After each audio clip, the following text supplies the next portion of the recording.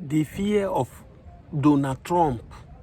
He have started chasing terrorist sponsors in Nigeria. They are on their way running out of Nigeria as I'm talking to you now.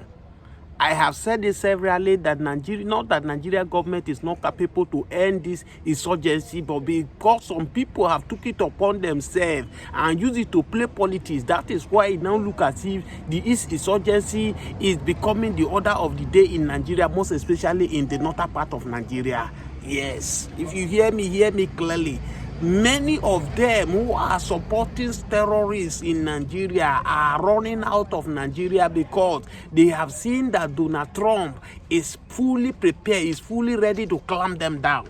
Yes, of course. I've said it time without number. The only way they were using to threaten Bola Ahmed Tinubu before, that if Bola Ahmed Tinubu calm them down, he will not be able to be re-elected in 2027. And this is the major reason why this Fulani banditry, this security, those who are involved in crime on one way or the other, are getting more stronger, are getting more powerful daily. But thank God for Donald Trump, bro. Has put them on the run. How many of you forgotten that Saudi Arab Emirate, United Arab Emirates, gave its name to Nigeria government under Buhari government who are sponsoring Boko Haram? But Buhari never named those people who are sponsoring this Boko Haram, according to the information they released to Nigeria, that most of them who are into Burundi change are the ones sponsoring Boko Haram. But up to today, the Nigeria government refused to unveil the name of these people to Nigeria so that they will know how to end this insurgency of Boko Haram once and for all. You cannot say you want to eliminate the problem and you start cutting the branches of the tree. You have to uproot it from the ground, and you will end the situation. The fact remains that Nigeria government knows what to do to end this insurgency, but they are being taken it likely. Probably their family are not among of them. Their family are in abroad. The security, the refused security the government have that's supposed to protect the masses are now the one protecting them in Nigeria, and that's why they are shining away from the truth. But thank God that God has finally answered the prayer of Nigeria, and to some efulefu, some praise singer who are beating drum for Bola Ahmed Tinubu, Donald Trump cannot do anything because they are eating the national cake money, because their family is not involved, that are facing this criminality, this killing in Nigeria. That's why they can open their mouth so wide and support this government about the killing that is going on in Nigeria. Have you noticed that many Nigerians now cannot travel from their place to go and visit their family because of kidnapping? This is not how we were before Nigeria. How did we got here? We got here since 2015, where Buhari resumed office, where this APC government came into power, promising change, promising to transform Nigeria, to make Nigeria heaven on earth. But reverse is the case. They told us that the government they meant just because the only what the PDP government are battling with is Boko Haram, which has been sponsored by the few criminal people in the north. They told us that they will eliminate these people. They told us that they will bring regional government for Nigeria. They will the regional government Nigeria. Today, as we speak to you, they have used going to 12 years now. There is nothing to write home about these people. If they will have taken Nigeria backward, it will have been better. But as we speak now, they have taken Nigeria to unknown destinations. We are barely finding our square root from where we don't know where they keep us. And that's why you can see many Nigerians now are traveling out of this country on a daily basis because they are being frustrated. You cannot protest. You are not allowed to protest. Your voice are not allowed to be heard. If you talk, they come for you. All of us will run out of this country, for crying out loud. This is becoming ridiculous. I have said it time without number. If you are a senator, try to senators well. If you are a governor, governors well. If you are a president well, because you will not be in that seat forever. Where is Buhari today? Where are the praise singer of Buhari who are telling Buhari, Zakadede, continue, we are with you, nothing mega. Anything we make anything we buy and wish. They were praising Buhari, soldiers everywhere, anywhere he's going, custom everywhere. When Buhari died, he was being laid down on a shallow grave. Nobody was ready to go with Buhari. As they claim they love Buhari, even in his wrongdoing, they keep praising him because they are eating from him. The same thing they continue doing. I have told you that the reason why there is no future for us in this country, a country where some group of people believe, people who find themselves in power, believe they respect individuals and the institutions that make the country. The country has no way forward. The country cannot progress. And that's why you can see so many countries that we started together, Singapore, the Malaysia of this world, they are now ahead of us. You know the difference? Because they respect their institutions. They don't respect who is in power. Because they know power is transit. Anybody who is there will leave, another person will come. They rather bring the person who is there down and respect the institution rather than what we do in Nigeria. For here in Nigeria, they destroy the institutions. They elevate those in power because of what they want to eat.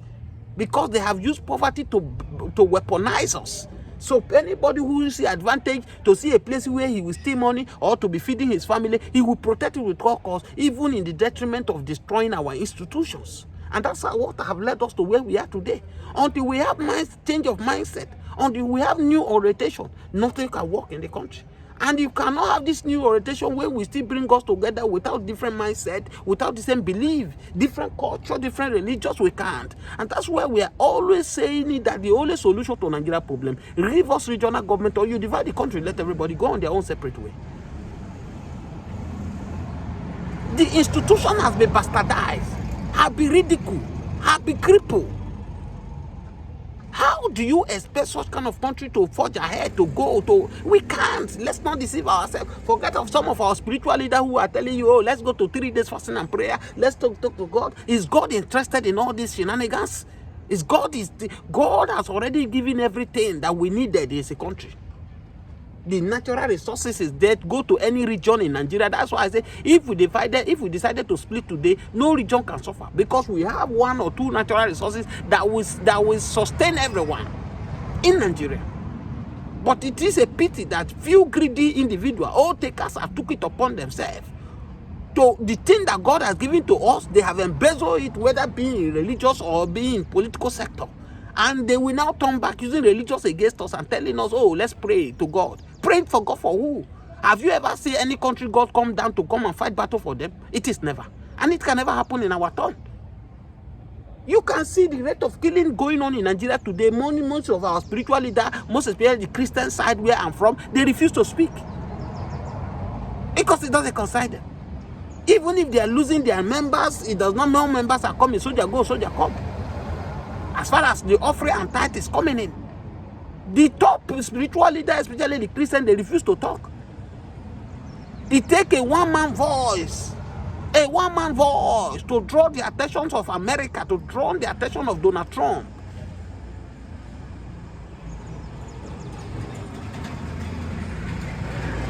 We are now a nation where we praise people who are on top. We don't care how they manage to be on the top, and that's where we find ourselves where we are. We glorify criminals. We glorify looters. We glorify those who have destroyed the institution to elevate their individual lives.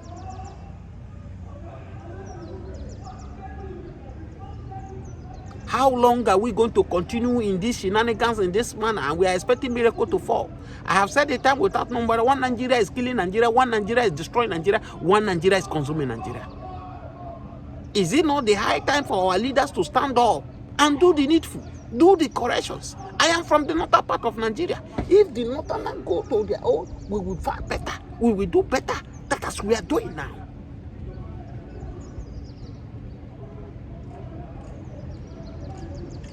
Please, if you watch this video up to this very moment, share this video, subscribe to this channel, on your notification. And repeat that again.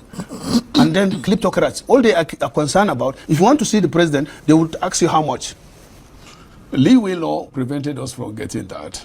And Buhari has to go to Washington, meet with Donald Trump, then convince him. Because I remember he told me then that Donald Trump looked at him in the face and said, you are there and they are killing Christians. What the hell is going on?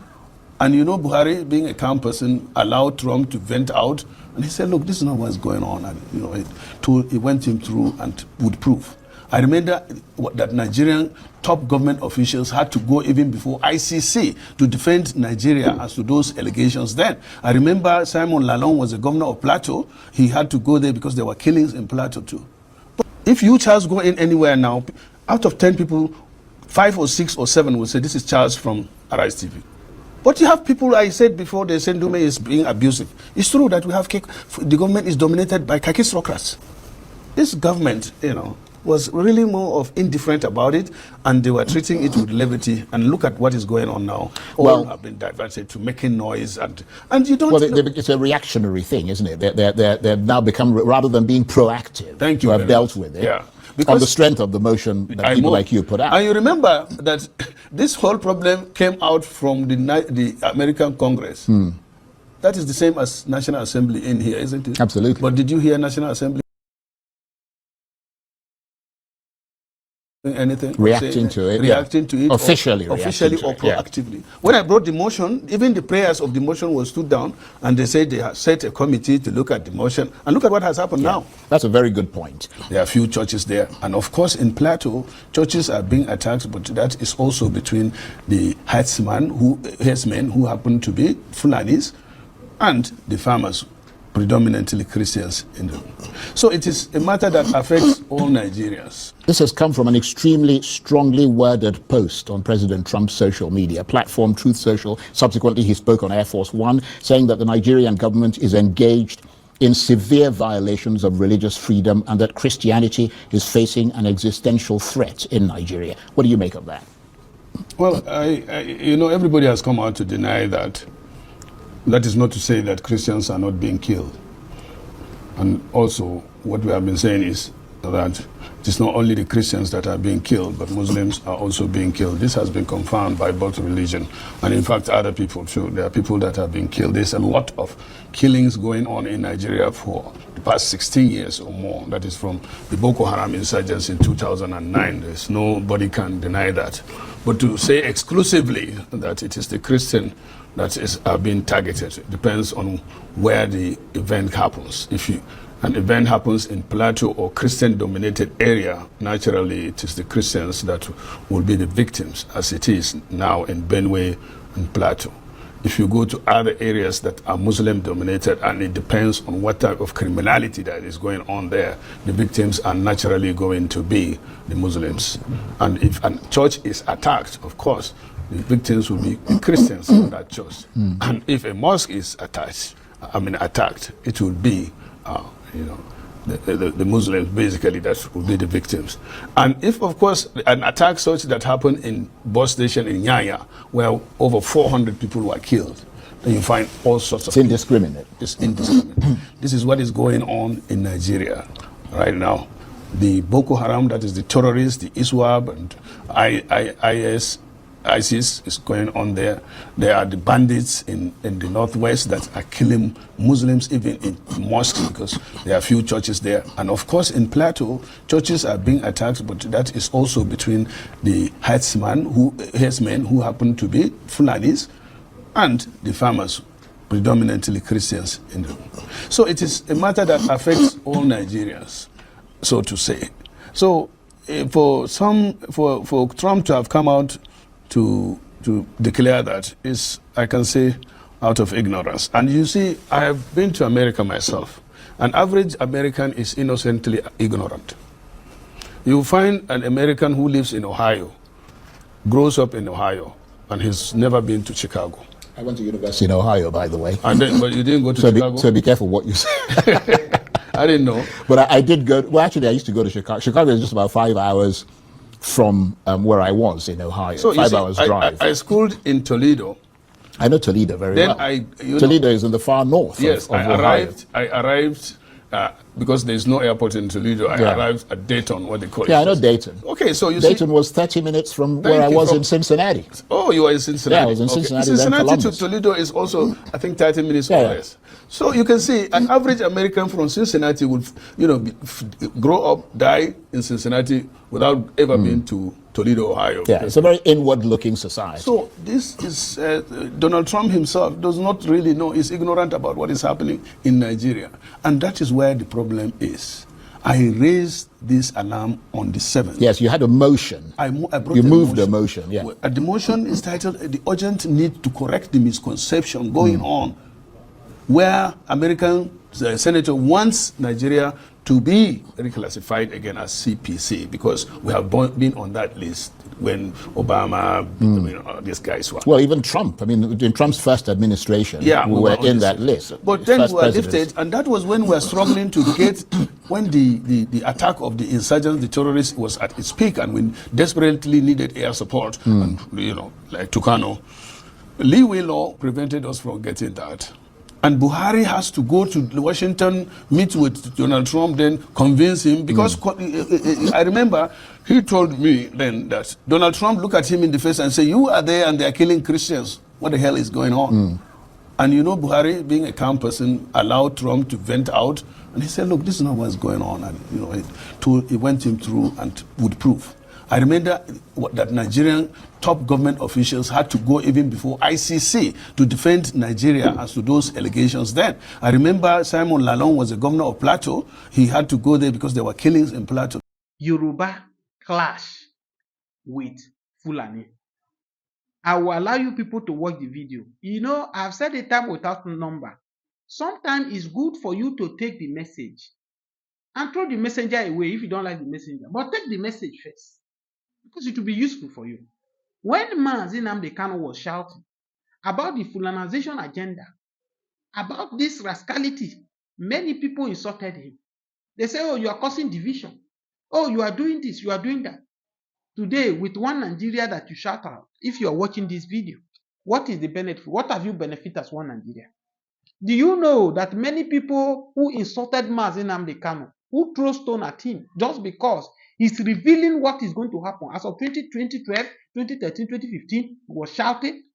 Nobody believed that Nigeria will get to this stage whereby a stranger, Fulani stranger, who are not even Nigeria, will tell you that you don't have the guts to challenge them. I will allow you people to watch the video. Part of the reason why Sunday Igboho stood up to fight for Yoruba then during Buhari government, that the Buhari government went after him to end his life, was it not because a prominent man who came from abroad to come and empower his people from Oyo State, engage into farming, employing most of Oyo youth?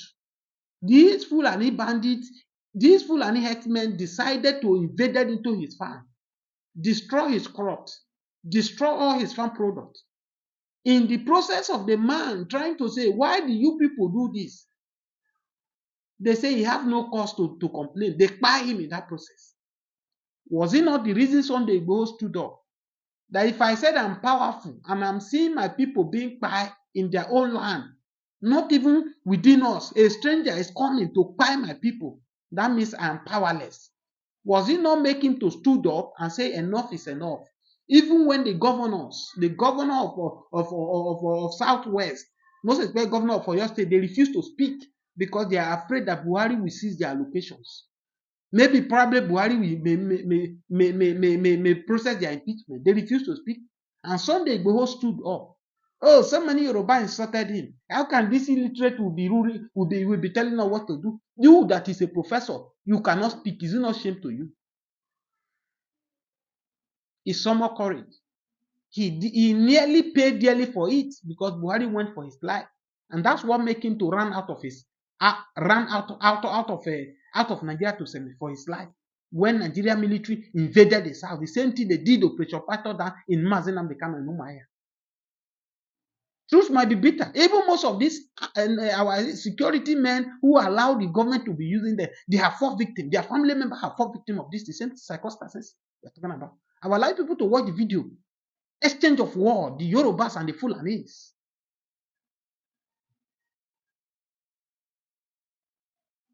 Sometimes the truth is bitter, but try to take it because it's for your own good. If Nigeria government will have taken the message of Mazi Nnamdi Kanu, throw him away, say, collect his message, I believe the disgrace we are getting out from the world now, we will not get it. Oh, Donald Trump is disgracing us. Didn't we deserve the disgrace he's giving to us? No, we did not deserve it. Watch the video of the clash, the Yorubas and the Fulani clash. all this thing trying to marriage, it cannot work. It will not. Today, as we speak now, the Fulani now, they believe that they own Nigeria. If you talk to them, they insult you. Watch this video. I'm coming back to analyze more. Have you watched it? You've seen it. You see the exchange of words. You see the audacity in these people. Talking to you, enter into somebody's farm, your animal, destroy somebody corrupt. Do you know what it means now? To carry labor, to farm, to do this. At the end of the day, somebody carry his animal to come and destroy this. And you say, no, there's nothing wrong in it. Please subscribe to this channel on your notification. Thank you for watching.